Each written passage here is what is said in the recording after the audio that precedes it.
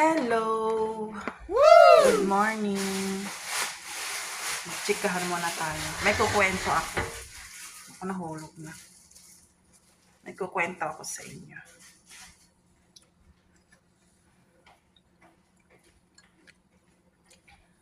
Di ba magkakatapusan na? What? Marami na namang amo ang magkakasakit. Ang amo ang magkakasakit. Diba? Relate yan ng mga OFW. Marami na namang amo ang magkakasakit na amnesia. Kasi magkakatapusan na. Ayaw, di ma.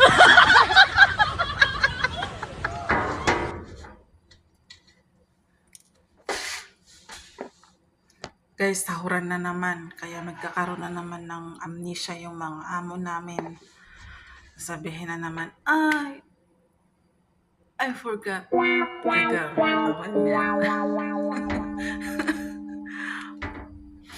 Relate pa kayo? Ganyan din ba kayo kapag sahudan na?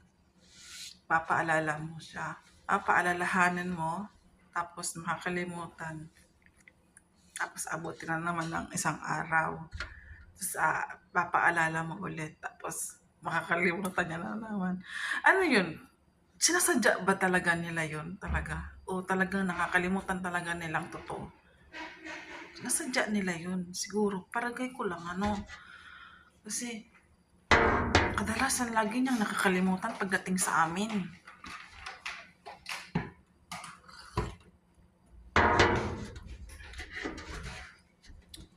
Sahuran na naman.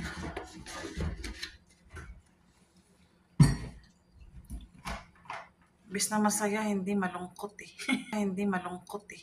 Hindi malungkot eh. What?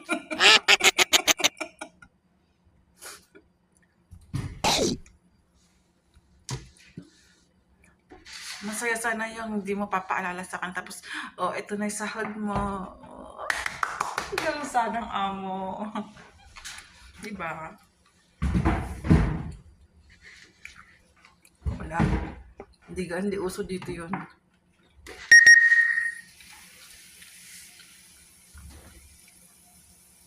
Papaalala mo. Tapos kinabukasan, wala na naman. Kinabukasan na naman, yun na naman. May kukwento ako.